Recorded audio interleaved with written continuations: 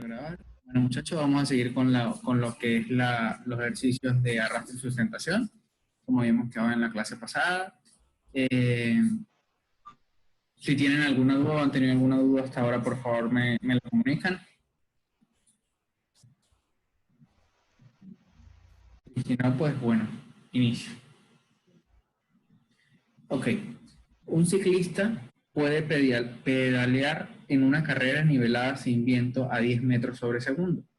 La resistencia de rodadura de la bicicleta, es decir, la resistencia a rodar de la bicicleta, es de 0,80 newton por segundo entre metro, es decir, 0,80 newton de fuerza por metro sobre segundo de velocidad.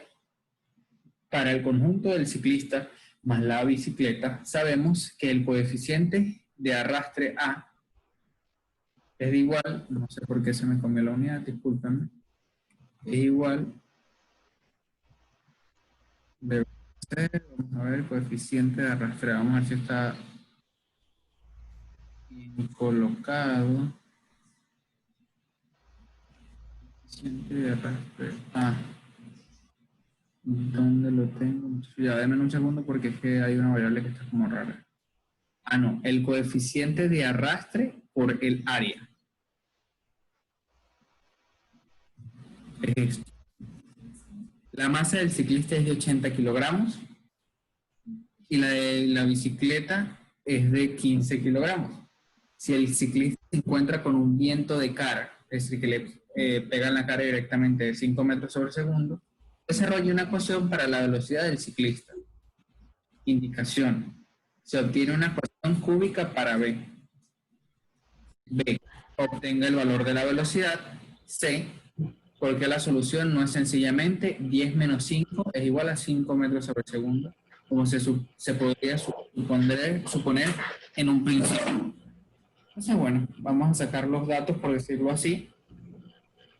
Sabemos al final y al cabo que tenemos dos resistencias, porque me están diciendo una resistencia a lo que es de rodadura y una resistencia a lo que es el arrastre, porque me están dando el coeficiente de arrastre.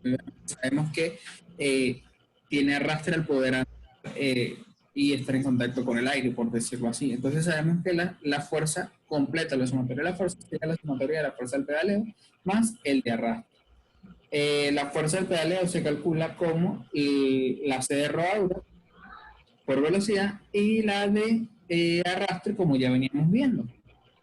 ¿Qué es lo que pasa? Alguien tiene el micrófono abierto y se escucha un poco mal, ya va. Ok, gracias.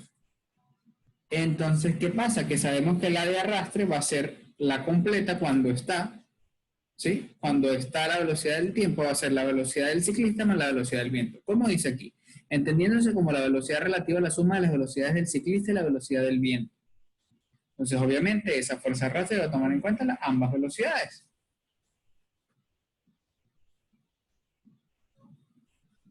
Para el pedaleo se hace cero, ya que el área no existe, por decirlo así. El área se hace cero. Se hace cero el área porque no existe. ¿Por qué se dice que no existe, muchachos? Porque básicamente es un punto en específico el que está tocando o sea, tocando, pues, digamos, el asfalto. Entonces la potencia sería la velocidad por la fuerza general, como las ecuaciones que ya hemos visto para el parcial anterior. Entonces, bueno, potencia igual a velocidad por fuerza. Entonces, bueno, cuando multiplicamos toda esta fórmula que tenemos aquí por velocidad, obviamente me queda velocidad aquí al cuadrado, y todo este término me queda al cuadrado como yo tenía antes, multiplicado por velocidad. ¿Sí? Entonces, hay que ver dos diferencias. Una cosa es velocidad, que es la que lleva él, y otra cosa es la velocidad del viento para sacar cuál es la velocidad relativa. Sea la velocidad nueva, 10, es decir, la velocidad de la bicicleta sin viento, entendiéndose por velocidad real, la velocidad más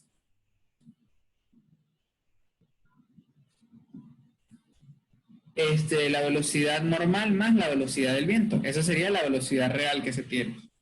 Por otra parte, se sabe o se entiende que la potencia de salida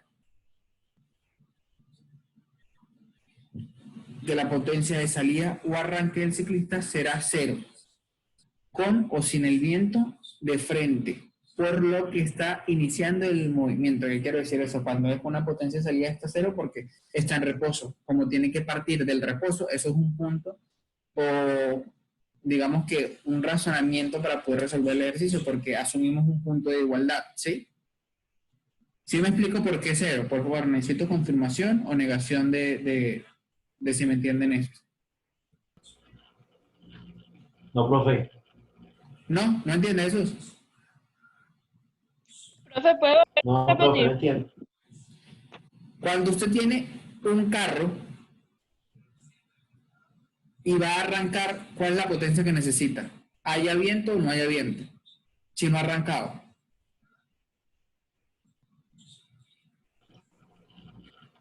Hay que calcularla, ¿no? ¿Cómo va a calcular si no se está moviendo? No necesita potencia porque no se... Ah, yo entendí para poder arrancar. No. Ajá.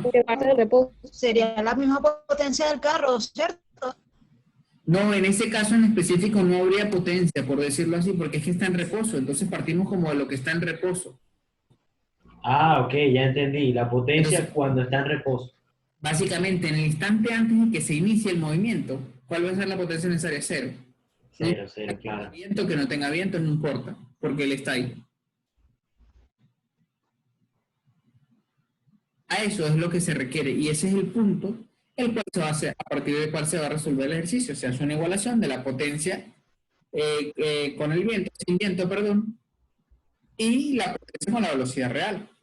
Entonces, bueno, n viento sería, vamos a ver, velocidad sin viento, que sería no viento, de 10 metros sobre segundo.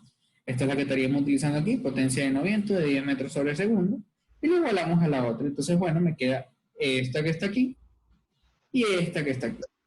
¿Sí? Entonces, ¿cuál es la particularidad? En esta que tenemos al inicio, nos va a quedar todo en función de la velocidad que no tiene viento, y al final nos va a quedar en función de las dos velocidades, la normal más la relativa. Entonces, hay que estar o tener cuidado con eso. ¿Por qué? Porque, miren, básicamente por como lo tenemos aquí. Alguien me escribe. Denme un segundo porque no veo lo que me están escribiendo. ¿Quién me escribía?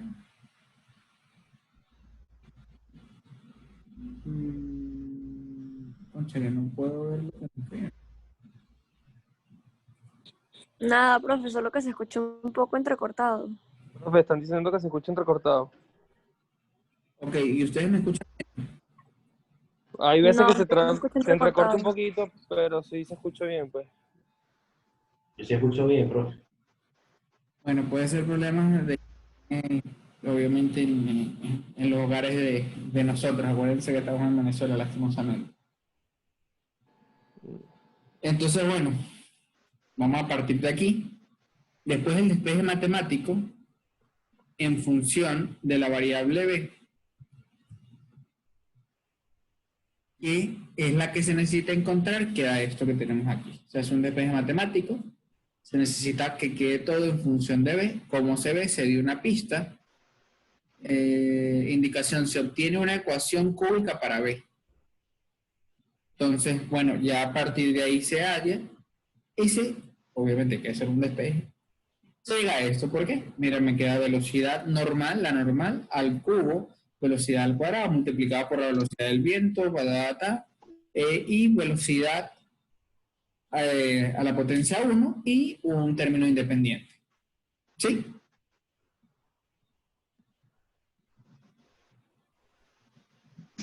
¿Me explico? Simplemente despeje. Sí. Ok, entonces en función de esto, yo lo que hago es resolver, sustituyo todos los valores que tenemos, cuánto valen,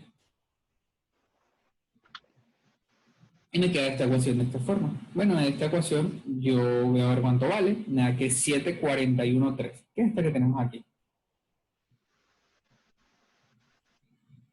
Y básicamente tenemos la velocidad, que era lo que me pedían la ecuación para la velocidad del ciclista, ya la sacamos, que era la cúbica. Obtenga el valor de velocidad, ya la sacamos. Y la otra pregunta que es, ¿por qué la solución no es sencillamente la resta de las velocidades? Como la resistencia es proporcional a dos veces la velocidad real, una transformación lineal de velocidad es igual a velocidad sin viento menos velocidad de viento no es posible. Incluso si no hubiera resistencia a la rodadura, 7 metros sobre segundo no es igual a 5 metros sobre segundo, porque es básicamente 2 veces. Entonces no es la resta. Entonces los valores no son iguales. ¿Sí me explico? Porque básicamente no corresponde a una línea recta. Entonces, como no corresponde a una línea recta, la variación de Profe, esa parte no escuché. o sea, la variación de velocidad no va a ser con una pendiente constante. Como podemos ver, la obtención de velocidad depende de una ecuación que es cúbica. Sabemos básicamente, si se acuerdan de cómo puede ser la forma de una ecuación que sea cúbica, que no es para nada lineal, se ve ahí por qué no corresponde simplemente a una recta. Porque si fuese lineal, básicamente se mantendrían los valores sin importar la magnitud. Yo resto, me da todo igual. Pero aquí no. ¿Me explico?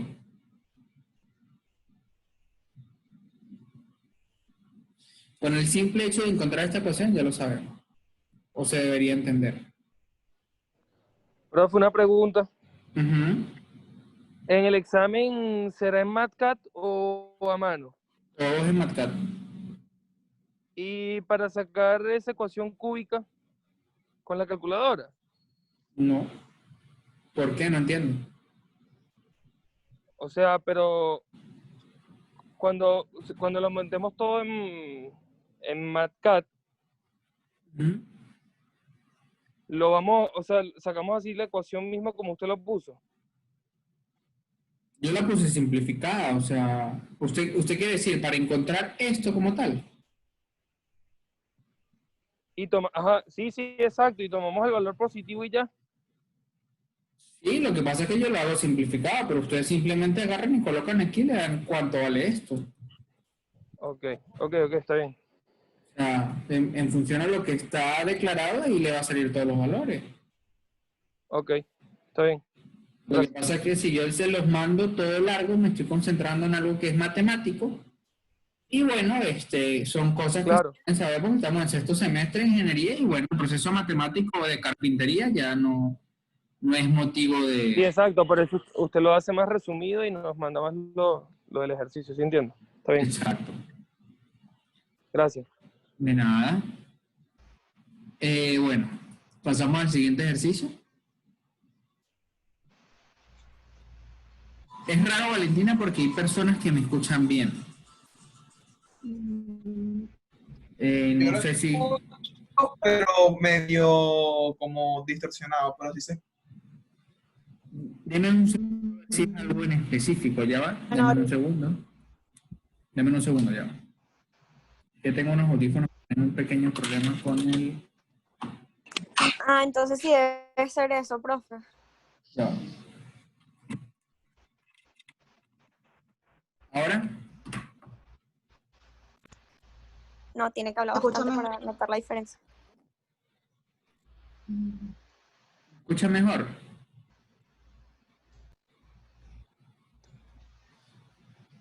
Sí, Bueno, ya me puse los audífonos buenos, los que están nuevos, y bueno, estoy con el Wipod, que no debería haber problema. Bueno, continúo. Un paracaidista salta desde un avión empleando un paracaídas de 8,5 metros de diámetro. En atmósfera estándar, la masa total del conjunto es de 90 kilogramos. Suponiendo que el paracaídas está abierto y el movimiento es casi estacionario, es decir, que casi no se mueve, estime, al decir casi estacionario es que no se mueve en longitud, ¿no? Es decir, que no va en diagonal. Estime el tiempo de caída desde 2000 a 1000 metros de altura. Entonces, bueno, en función a las unidades del sistema internacional, en función a la altura, buscamos cuánto es la densidad del aire. A 1000 metros, la densidad me dice que es eso que tengo aquí, que es lo que tengo definido. La densidad de 2000 viene siendo esto, que es lo otro que tengo definido. La viscosidad no es un factor en la tabla de coeficientes de arrastre proporcionada, donde leemos CD es igual a 1.3 si la aceleración es insignificante. Ya me voy a decirles de dónde sale ese, denme un segundo. Por favor.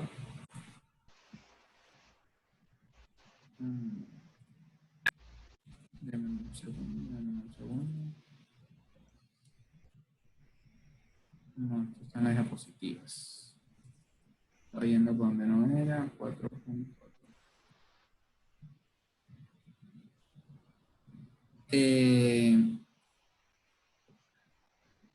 ¿Dónde están las tablas? No, este tampoco era. 4.1. Ok. Si tenemos un paracaídas, vemos que el coeficiente de arrastre que se necesita, ¿sí?, va a ser 1.3. Entonces, bueno, es el 1.3 que empleamos, por eso decimos que el coeficiente de arrastre es 1.3, si la aceleración es insignificante. Entonces, bueno, ¿qué va a hacer? ¿Cuánto tiempo va a tardar en caer? Necesitamos saber cuánto es la fuerza de arrastre, pero la fuerza de arrastre tiene que ser mayor al peso porque si no se va a ir cayendo muy rápido. Entonces, bueno, igualamos peso a la fuerza de arrastre y colocamos la fórmula. Entonces, en función de esto sacamos cuánto es la velocidad con la que cae en 1000 metros a 2000 metros. Entonces, bueno, aquí tenemos los dos valores. Ojo, para el próximo parcial, si hay algún problema con que un solve no dé, traten de cambiarle la variable, el nombre de variable, traten de ver, traten de ir haciendo los ejercicios para que no lleguen el día del parcial y salga algo raro y entonces salga mal. Entonces, bueno, tenemos que a 1000 metros la velocidad sería 4.63 y a 2000 metros sería 4.87. Entonces sería mucho más rápido, aproximadamente 0.24 Ese archivo por segundo.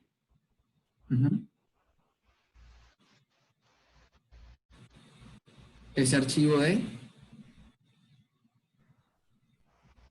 Profe, ese archivo que está mostrando lo envió por correo. Sí, el PDF está en Acrópolis.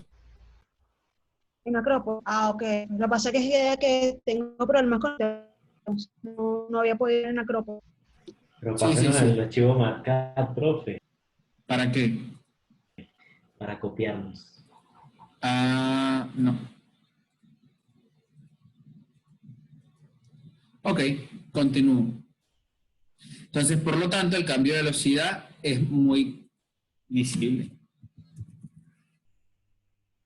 Se puede estimar razonablemente el tiempo de la caída utilizando la velocidad de caída promedio. Entonces, el tiempo de caída es igual a la diferencia de altura entre la velocidad de caída promedio. Entonces, mira, se hace un promedio específico, se resta la diferencia de altura y se saca cuánto es el tiempo. El tiempo aproximadamente son 210,19 segundos. ¿Y eso? Como le digo, estos ejercicios a mí me parecen demasiado fáciles. Profe, una pregunta. Ajá. En este ejercicio la pedían a los 1000 metros y a los 2000 metros. Y si nos da una velocidad que no esté en la tabla, habría que interpolar. O sea, una altura que digo. Claro, siempre. Si no hay datos hay que buscarlos. Si nos da un ejemplo, la altura a los 1500 y a los 2000. Habría que buscar 1500. Exacto, siempre así. Ok, profe. Siempre es así. Ok. Esta facilita. Esto lo tengo ya las personas que han visto conmigo la materia varios semestres. Como Jesús. Ya ustedes se lo saben. Gracias, profe. Calcule el momento en la base de un asta que genera. Asta me refiero, si saben, donde cuelgan una bandera. Es como si fuese un poste de luz. Sí, profe. Bueno. Que genera un viento de 156,7 kilómetros entre hora.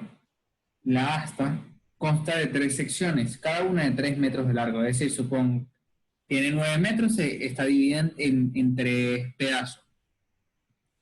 De tubería de cédula 80, la cédula 80 no le paren ni le presten atención, y tamaños distintos, los tamaños distintos sí.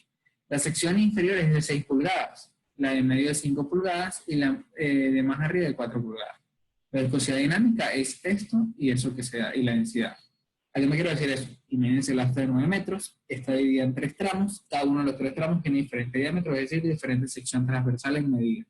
Pero todos, ¿me escuchan? Sí. Ahora sí, profe, porque se ha quedado como mudo. Ok. Entonces, pero todos son circulares y lo único que tienen es diferente diámetro. Entonces, bueno, en función a eso, podemos definir estos 3 datos que son los que me dan.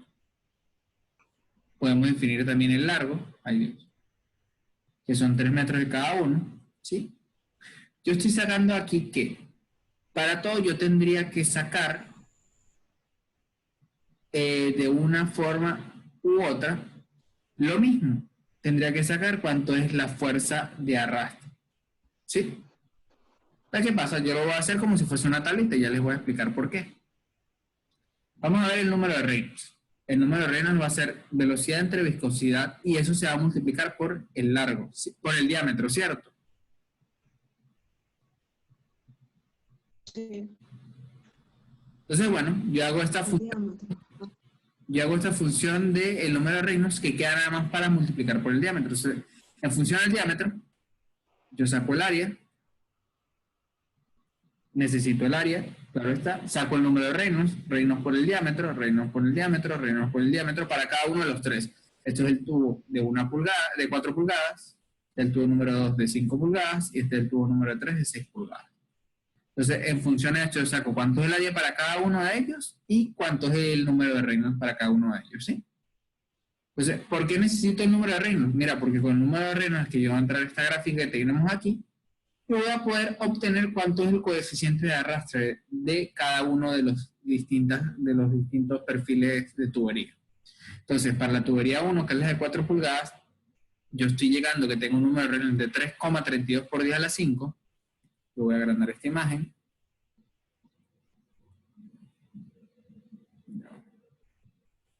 Para que se vea. Aproximadamente, esto es 10 a la 5. Aproximadamente por aquí, yo estoy tomando que es 3,32, porque el 5 está como por aquí. Lo subo, lo intersecto con el que es, que vendría siendo. Ya. Vamos a bajar esto porque esto no está viendo nada.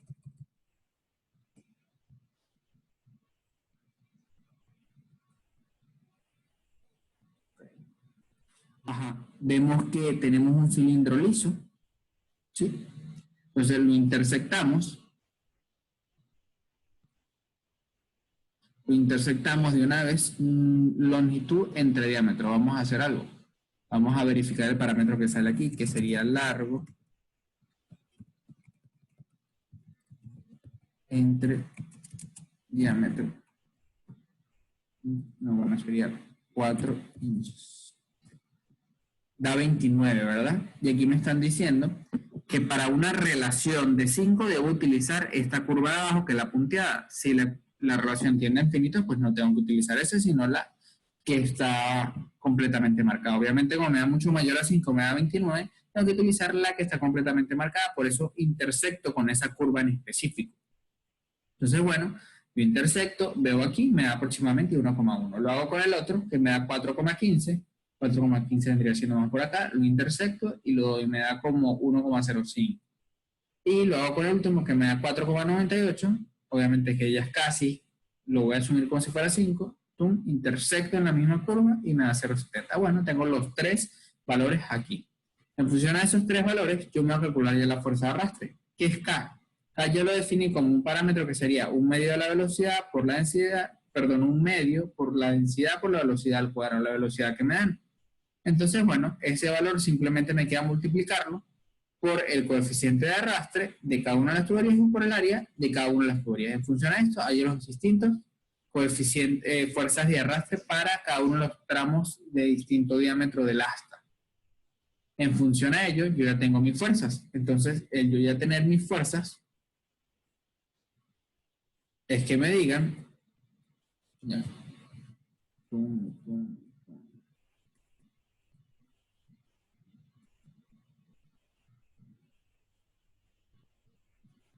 Me pidieron saber cuál es el momento.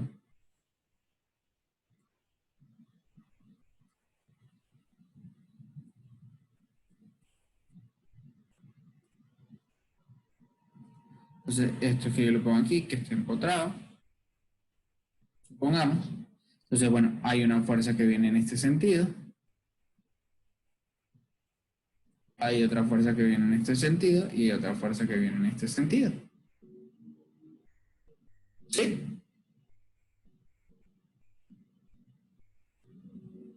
Entonces, bueno, en función de esa fuerza que viene, pues yo voy a tener un momento que viene aquí, que va a ser de esta forma. Entonces, bueno, tendríamos que sacar en este caso cuál sería el momento. Entonces, bueno, simplemente aplico momento. Por el plazo, por el largo, y me da cuánto es el momento en específico. ¿Estamos claros, muchachos? Ojo, tienen que tomar en consideración de que el área que estamos tomando en cuenta para cada uno de los tres perfiles de tubería de distinto diámetro es el diámetro por el largo. ¿Por qué? Porque al final el diámetro, el área, va a ser como que yo haga una rebanadita aquí perpendicular y eso me va a dar prácticamente un rectángulo que va a tener distancia aquí del diámetro, ay Dios, y aquí del largo. Discúlpenme los choretos, estoy con el mouse. Yo acabo de pasar $40. Le pasé 25. Ajá, y no nos pasa nada de dólares, ¿ah? 15 del otro chamo que faltaba por pagar 30, tratando con un área. Entonces, Jesús maneja plata y no nos pasa nada. Qué voluntad. No, Jesús. Profe, No. profe, ¿me escucha? Sí, claro. Profe, tengo una pequeña duda. Ajá, Ajá. claro. Al momento de elegir el coeficiente de arrastre ahí en la tabla, en el cuadrito, profe, Ok. por ejemplo, usted le considera 1.05. Si yo le considero un ejemplo, porque como no está el valor 1.02, ¿no hay ningún problema o sí No. hay problema, profe? O sea, no hay ningún problema. ¿Qué pasa? ¿Y qué pasa? Y eso es un punto donde se cayeron en el parcial. Usted me puede... Claro, por eso digo, profe. Porque le explico. Voy aquí. Usted tiene... Ajá, ya va. Vamos a hacerlo bien. Usted tiene esto, usted tiene esto, usted tiene esto y usted tiene esto. Supongamos que cada uno es 2. Es decir, esto es 2, esto es 4, esto es 6 y esto es 8. Si a usted le da por aquí, usted me puede decir Profe, Ajá, sí. ya está explicando qué, porque se me quedó pegado. Carlos me preguntó con respecto a la apreciación de leer en una tabla y le estoy explicando y le estoy La diciendo... interpolación, ¿qué está No, la explicando? precisión para leer en una tabla o en cualquier diagrama. Y que ya se consideraría como margen de error o como no margen de error. Aceptable. Y que le estoy contando de que ese fue el error de muchos en el parcial. Prosigo. Si usted lo que está leyendo, a usted le da entre 6 y 4, por la apreciación que se tiene, usted me puede decir que es 4, usted me puede decir que es 5, usted me puede decir que es 6, pero usted no me puede decir que es 7, ni me puede decir que es 3. ¿Cierto o falso? Es cierto, profe. Entonces, por ejemplo, en ese ejemplo que lo está colocando, profe, yo puedo colocar 4.5 o puedo colocar 5, que igual sería válido porque estaría dentro del rango de 4 a 6, ¿no es cierto? Exactamente, porque es la mínima apreciación y siempre que sea aproximado. En el diagrama ustedes se fueron. Creo que el factor que había que tomar en cuenta era 0,017, porque era bajo, y la precisión del diagrama es muy grande, pero se tiene que asumir, porque es que es imposible que me digan que 0,017 es igual a 0,020 o 0,022. Claro, profe. Entonces, tienen que estar pendientes de eso, porque eso son una precisión. Es más, este concepto de apreciación ustedes lo vieron específicamente en topografía con el profesor Manuel Figueira, apreciación de los instrumentos, la apreciación máxima y mínima que tiene. Cuando medían en la cinta métrica. Y tal cual pasa con cualquier instrumento de medición. Ok, profe. Ok, entonces bueno, este ejercicio es particular, muchachos. Porque como yo creo que fue este semestre o el semestre pasado, quiero que aquí se enfoquen un poco y que no piensen que solo es fluido. Imagínense que ustedes están construyendo esa asta. Imagínense. Le dice, mire, la asta va a ser de esta forma, esta forma, esta forma. Usted, no, su cliente necesita que el asta sea de esa forma. Bueno, yo me la imagino así, así, así. Y usted, bueno, usted dice, sí, está bien. Usted calcula la soldadura para que solde los perfiles uno con otro. Sabe que le va a resistir esta fuerza que está viniendo. Los perfiles son suficientemente rígidos a la hora del material para que el material no se dañe con la velocidad que se tiene y que no va a empezar a pandear, pero se necesita hacer la fundación. Entonces, ¿cómo hace la fundación? Para hacer la fundación necesita saber cuál es el momento. Porque uno de los conceptos que se maneja en fundación, que yo sé que ustedes no han visto, es volcamiento. ¿Qué significa volcamiento? Que usted esté parado y usted se vaya por un lado y básicamente se volque. O sea, la estructura no falla, pero falla el suelo. Entonces, hay que darle el área suficiente para que el suelo resista. No sé si me explico.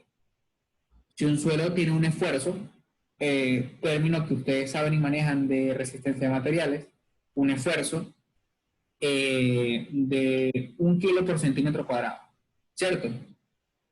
Ese es el esfuerzo máximo permisible del suelo. ¿Me entienden? Todos entienden lo que estoy diciendo, ¿cierto? Sí, profe. Ok. 1 kilo por centímetro cuadrado. Pero resulta que entonces pasa que usted al hacer esta fundación y por el momento que tiene, ese momento se traduce en 2 kilos por centímetro cuadrado. El suelo no resiste. ¿Sí o no? Entonces, ¿qué pasa? Que el momento es muy grande y excéntrico, es decir, fuera del eje, va a empezar a volcar. Entonces, ¿qué tiene que hacer usted? Usted tiene que buscar un área más grande de fundación, es decir, de zapata o de losa de fundación, para que le toque menos kilos de esfuerzo por cada centímetro cuadrado y que usted lo pueda llevar aproximadamente a que el esfuerzo sea de 0,90 kilos por centímetro cuadrado. Entonces, ¿qué pasa? ¿Qué es lo que quiero hacerles hincapié? Que ustedes no crean que un momento es simplemente algo que se calculó y no se vuelve a ver. El momento se necesita, el momento se toma en consideración. Es más, vamos a ver si lo tengo abierto. Y no forma parte de esto, pero esto es una estructura. Ya no le vamos a mostrar esto. Es una estructura. Dame un segundo.